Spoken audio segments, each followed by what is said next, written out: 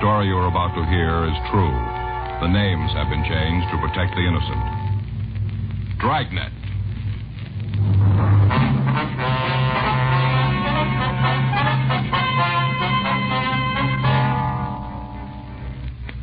You're a detective sergeant. You're assigned a juvenile detail. In the past 6 weeks, a junior high school has been broken into 3 times, and extensive damage has been done by vandals. Your job? Investigate.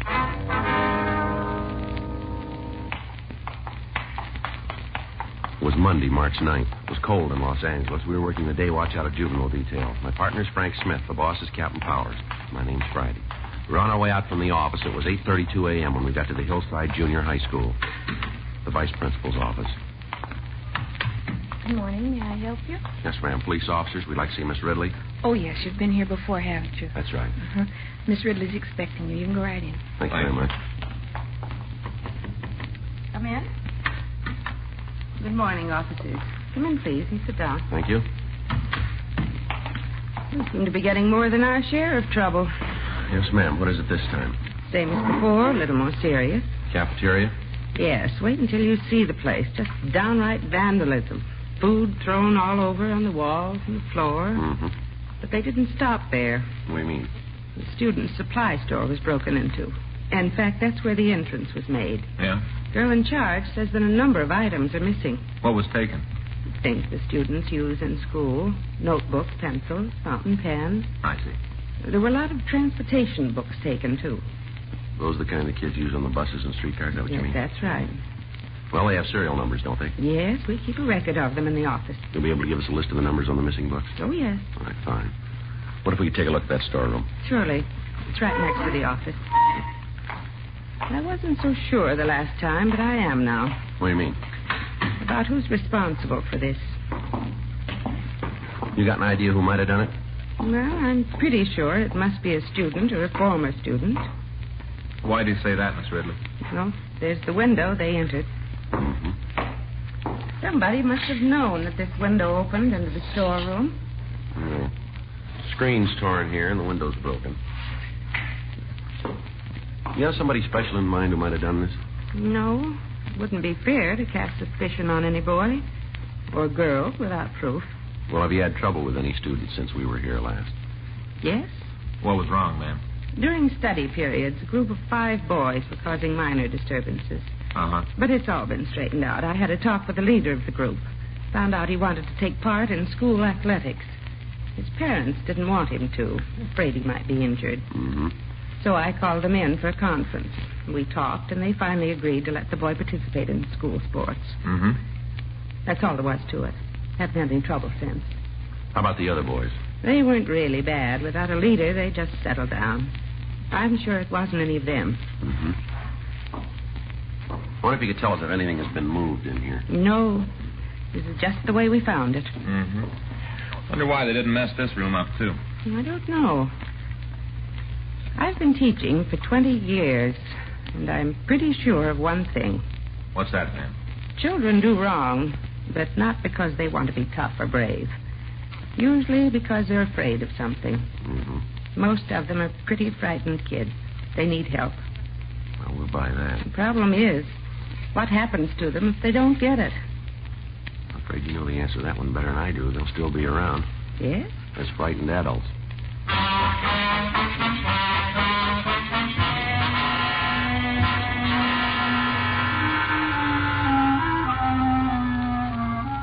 In the cafeteria, we found conditions about the same as we had after the previous acts of vandalism at the school. The refrigerator had been ransacked. Cartons of milk, along with containers of ice cream and frozen foods, had been smashed against the walls and the floor. The tables had been overturned, and the chairs had been thrown around and broken. The floor was covered with glass. Frank put in a call to Leighton Prince, and they sent a crew out to go over the storeroom and the cafeteria. Miss Ridley told us that she had already notified school security. Before we left, she furnished us with a complete list of stolen articles and the serial numbers for the missing student transportation books. We returned to Georgia Street and met with Captain Powers. You're pretty sure it's juveniles? Yeah, the kind of stuff that was taken. The damage done sure points that way. Any help from Miss Ridley? Yeah, but she couldn't give us any names. No teacher-pupil problem.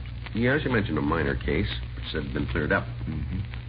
This is the 3rd time in 6 weeks for the school, isn't it? Yeah. Kids don't usually travel very far for these deals. It's a good chance that some of them from the school. Well, now, the way it looks, if they try to peddle this stuff to the other kids, we might be able to get a lead on them. Mm-hmm. There's a hitch to that, though. What do you mean? Well, Miss Ridley said that she was going to make an announcement to the student body. Yeah. She's going to tell them to be on the lookout for the stolen article. Mm-hmm. Kids that took the stuff in school, they might lay low for a while. That's it. How much was taken? About $500 worth of school supplies. A pretty good haul. Yeah. What do you want to do about it? Well, if it's all right with you, Frank and I'd like to put a stake out on the school. All right, when? We know the janitors work into the early morning hours on Fridays. Yeah. So it figures the school must be broken into sometime on Saturday or Sunday. All right, when do you want to start? This coming weekend. Okay, I'll arrange a clearance for you with school security. Right. Any more help you need, let me know. Whoever did it must have something against the cafeteria. The place was a real mess. Yeah? Bad enough the first couple of times. Didn't leave anything in the freezers this trip. Sure doesn't make much sense. I don't know, maybe it does. What? Each time they hit the cafeteria, right? Yeah, that's right. They didn't tear up the storeroom. We threw a few pencil boxes around, that's about all. Yes, but every time food has been destroyed. That's right. Well, we got a reason for doing it. Yeah? Somebody that can't resist the urge to eat all the time doesn't like being overweight. So without knowing why they do it, they destroy food. Mm-hmm. It could be a part of it anyway. It's only a theory, but it might hold water. Yeah, well, that's true, but we don't know if it's a gang we're after or just one person. Another thing, they've broken in 3 times. Might have been by different kids. Good questions, all of them. Yeah. That's why you get paid, to get the answers.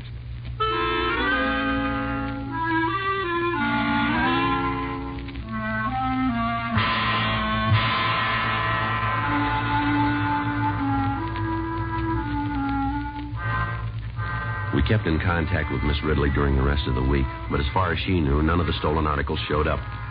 Captain Powers talked with the school security section of the Board of Education, and Frank and I staked out in the school on Saturday and Sunday. There was no disturbance. We went back the following weekend. Saturday passed without trouble. Sunday, 7:34 p.m., we were sitting in the vice principal's office. Frank, yeah. Come on. Right.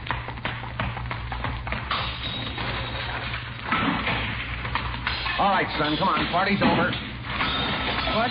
Come on, tell us. Grab him, Johnny. Let me go, let me go. All right, take it easy, boy. Now, take it easy. This isn't going to help. Just hold still. What's your name? Jerry. What's your last name? Beckel. You've done this before? Come on, son, answer me. All right, let's go. You gonna put me in jail? We'll see. Not afraid of you cops. There's no reason you should be. Why'd you throw all this food around? I don't know. You haven't got a reason? No. Sure went to a lot of trouble to catch me. Not too much, son. Huh? You made it easy.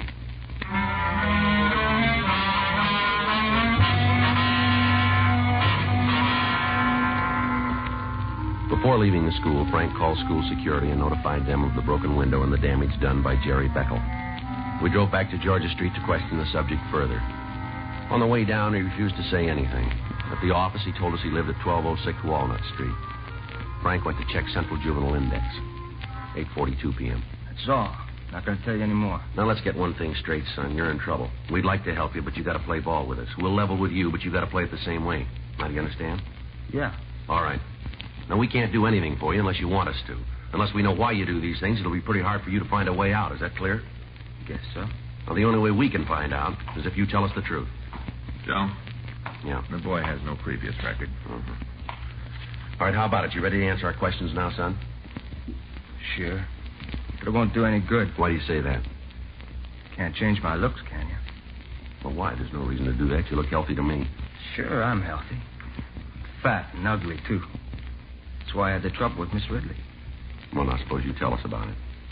She kicked me out of school. Why? Fighting. Who were you fighting with? Oh, different guys. Why'd you fight? Called me names. All right, go ahead. It isn't my fault. I can't help how I look. You sure that's why you had the fights? They wouldn't let me alone. Suppose you think I'm real good looking, huh? Son, I told you we'd level with you. You're not an ugly kid. Now, it seems to me you're imagining a lot. Sure. I suppose they call me Lard Barrel and Witchman because they imagined it, too, huh? Maybe they got another reason. Like what? To needle you.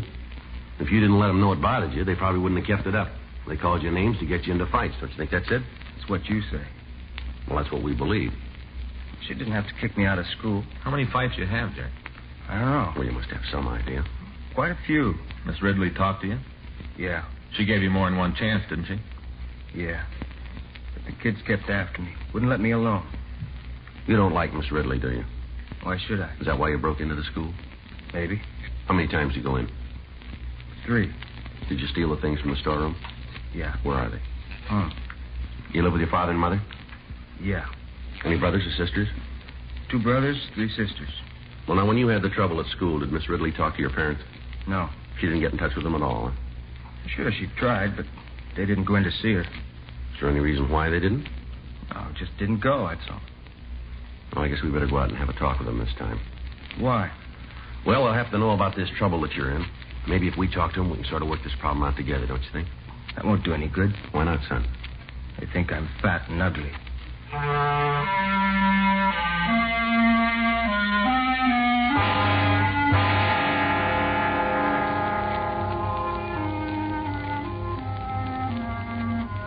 Jerry Beckel went on to say that he was now attending the Jansen School, one of 2 maintained in the city for juveniles who have difficulty making adjustments in normal school life. He also told us that on all 3 occasions he had been alone when he broke into the Hillside School. We drove out to his home. It was a small frame house badly in need of repair. We met his father, Henry Beckel. We told him the reason for our visit. So you just can't stay out of trouble. First it's fighting and you get kicked out of school. Now this mess. What's the matter with you anyhow? I don't know, Dad. Excuse me, Mr. Beckel, but this kind of talk isn't going to get us anywhere. Your son has a definite problem and he needs help. Sure, he's got a problem. He's no good. Never has been, never will be. You want to take the boy outside? Sure. Come on, son. Now, I suppose you're going to give me the answers. You sound like you think it's my fault he got into this trouble. Well, you might have helped keep him out of it. Sure, just follow him around all day and night, slap his wrist when he steps out of line. You were asked to go over to his school when he had trouble before. Why didn't you go? I didn't have the time. I got to worry about 5 other kids. They got to eat. Can't be taking time away from work just because one of them can't keep his nose clean. What about your wife? What do you mean? Well, couldn't she have gone over to the school? Why don't you ask her? Is she here now? Nope. Gone out, probably at a movie. But she has to have some fun, so she leaves me with the kids. Is there any reason why she couldn't go and talk with Miss Ridley about your son, Jerry? Yeah. She figured it was his own problem. Says he has to learn to fight his own battles. Well, that's fine when you know what you're fighting. Your boy doesn't. There's nothing the matter with him. That's where you're wrong. Your son has an inferiority complex about his looks. Oh, big deal. That's one of the things that's wrong with him. You trying to tell me he gets into trouble because of the way he feels about his looks? It's possible that's a good part of it. You gonna have to go to jail? I'm afraid he will. Don't you put kids on probation sometimes, let the parents look after them? Yeah, when they have parents. Well, couldn't you do that for Jerry? If you could show the authorities that you'd be responsible for him, it might work out. I could do that. There's something more you got to do. Find time to talk to him.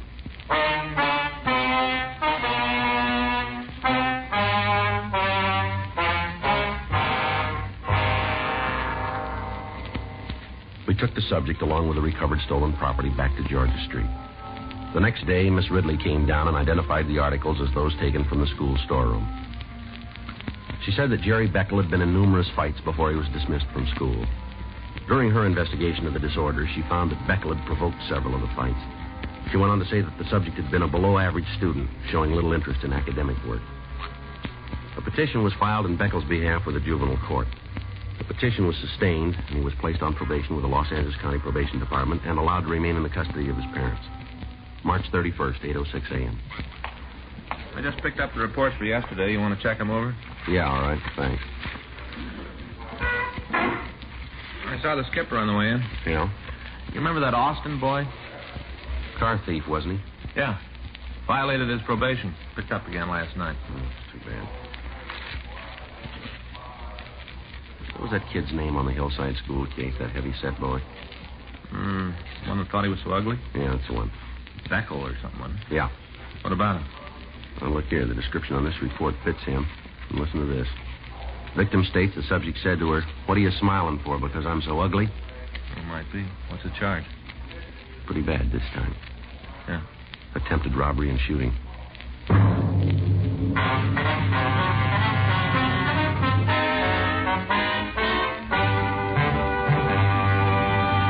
You are listening to Dragnet, the authentic story of your police force in action.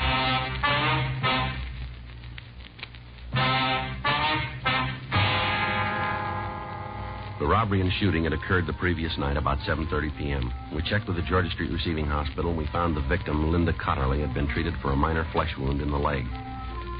She'd been shot with a .22 caliber pistol.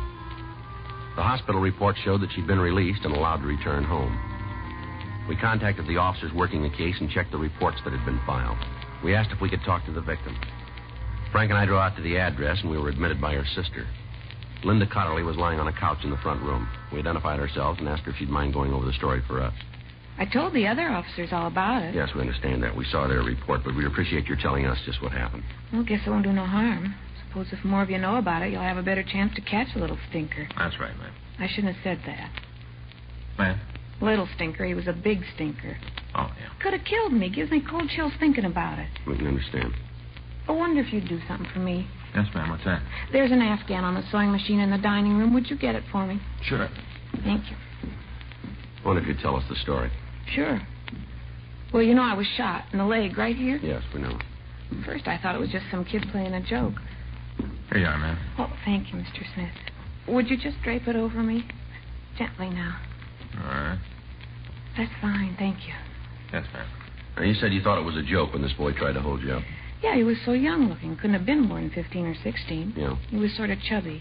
Didn't look mean at all. I guess I should have been scared, but I wasn't. I just smiled. Did he say anything when he approached you? About it being a holdup, you mean? That's right. No. Came up to me, had a gun in his hand. That's when you smiled. That's right. Then what happened? He got a real mad look on his face. Made him look tough. Is that when he spoke to you? How'd you know? What was in the report? Well, that's right. I'd forgotten. Well, then I guess I can skip the part about what he said. We'd like to hear his exact words if you can remember them.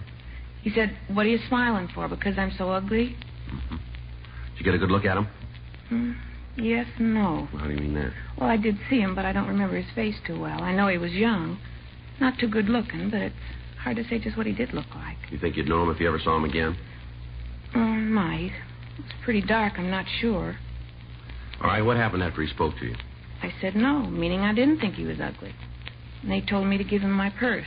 That's when it happened. What was that, ma'am? Well, I got scared. I knew he wasn't fooling. I screamed and started running. Then I heard the noise, gunfire. All right, go ahead. Then I felt a sting on my leg when the bullet hit me. Kept on running, went past a vacant lot. Kept screaming, and then I saw a man across the street open his front door and look out. I ran up to him, told him I'd been shot, and he called the police.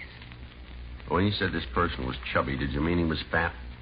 Well, he was kind of big around the middle, and his face was sort of round-like. How about his hair? Was it dark? Yeah. Did you notice if it was straight or wavy? No. Tell me, you got an idea who this kid was? Well, we're not sure. Well, I know one thing. What's that? That kid should be taught a lesson. No. Only one thing to do with them when they're that rotten. Slap them around a little and just forget about them. Well, that's the trouble here. That's what they did to this boy.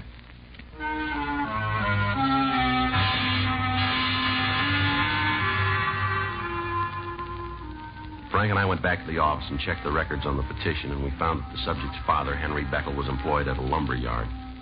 We drove down to the place and found him stacking lumber in the back lot. What's on your mind this time? How's Jerry been getting along? All right, I guess. Attending school regularly? As far as I know, haven't had any bad reports. What's he been doing nights? He stays in the house. Goes out once in a while, never too late. Why? Where was he Monday night? Home. All night? Yeah. How about Tuesday? After supper, he went out for a while, came in early. Why? How's your son been acting lately? What do you mean? Has he had any trouble at school? I told you I haven't had any bad reports from him. How about at home? No trouble. We're trying to help him. Well, and as far as you know, he's been in pretty good spirits. Is that right? Look, you know he's no ball of fire, but he seems to be happy enough. Uh-huh. What is all this, anyway? We're just checking something out. Well, the way you ask questions, it sounds like you think Jerry's in trouble again. No, we didn't say that. Well, you don't have to. I know what you're getting at, and I don't like it. No reason to get upset. They're right. How would you feel? Jerry's been released to my custody. You're as much as telling me I haven't been doing the right thing. Well, if you're sure of that in your own mind, you don't have anything to worry about, do you? Well, I've done what I can, but I can't watch him all the time. What's he supposed to have done this time? We're not sure he's done anything. He wouldn't be nosing around if he didn't have some reason. Just something we got to check. All right. But if he got off on the wrong foot again, don't try to pin any tails on me. I've been doing the right thing. But I don't mind telling you, I've never been too sure he would straighten out. Is that right? Yeah. But I'm doing what I can for him. Yeah? I feed him. I put clothes on his back. I put a roof over his head. What more can I give him? You own a gun, Mr. Beckel? What? I said you own a gun. Yeah, why? What kind? .22 pistol.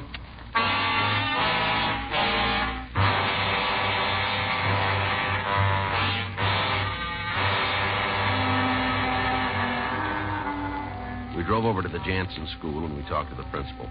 We explained our business, and he told us that Jerry Beckel hadn't been in school all day. We drove out to the boy's home, and we met his mother. She said he wasn't there, but he'd probably be home about 5 o'clock. We went back to the car and waited. At 4:30 p.m., Henry Beckel returned from work. He drove into the yard, and we met him at the back door. So you're here again. That's right. Let's go in the house, Beckel. You want it. Go ahead. You want to tell me what this is all about now? We'd like to talk to Jerry first. Well, if you want to see him, why didn't you go over to his school? We did. He wasn't there today. Kid's up to his old tricks again. Oh, they found you. This is my wife. We've met. What's the trouble? Jerry again. He wasn't in school today. Is that all? We should get out of the kitchen so I could fix supper. Yeah. You guys want to come on into the other room? All right. While we're waiting for your son, I wonder if you get that gun for us. I don't know why I should. You got no choice, fella. It's in the closet. You said that before. Now, where is it? Over there. Where? It's in that box, a small flat one. This one here? Yeah.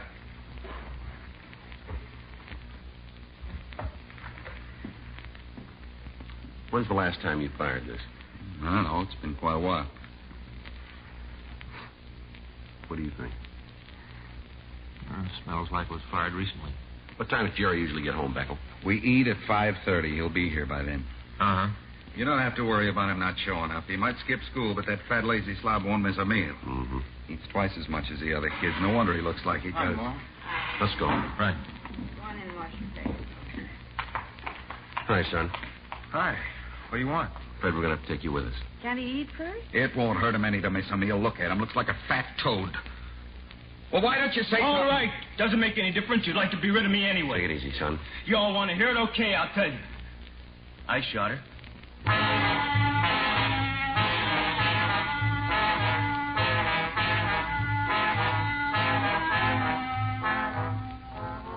We took Jerry Beckel down to Georgia Street for further questioning. After the outbreak at his home, he quieted down and he refused to say anything more. We talked to him for an hour, and he finally admitted the whole story. All right, son, why'd you take the gun? To get some money, I guess. And now, was that the only way you could get it? I don't know. You could have gotten a job. I tried to. Yeah? Nobody wanted me. Well, how many people you asked for work? Just one place. And then you gave up. That was enough. I knew I wouldn't get a job. Did they tell you they wouldn't give you work? Didn't have to. I knew just the way they looked at me. Did you ever ask your father for money? Yeah. Never gave me, and he just read me off. What did he say to you? What he always does. I'm fat, lazy, not good for anything but put my feet under the table and eat. So you decided to get out and rob somebody, huh? Yeah. Why'd you shoot at the woman? I'm not sure. Well, she didn't do you any harm, did she? No. She made me mad, laughed at me, just like all the rest. She did, huh? Sure. Because I'm fat. She say that? No. I could tell what she was thinking. You could, huh? People shouldn't laugh at somebody just because they're fat. Yeah. They got no right to do that. Maybe. But how much did you have? Huh? When you shot her?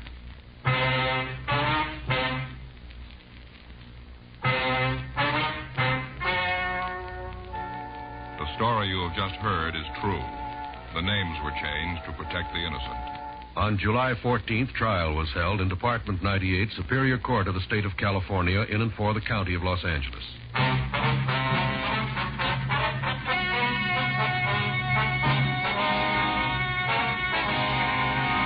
Jerome Howard Beckel was remanded to the juvenile authorities and placed in the foster home, where he was assured of 24-hour supervision.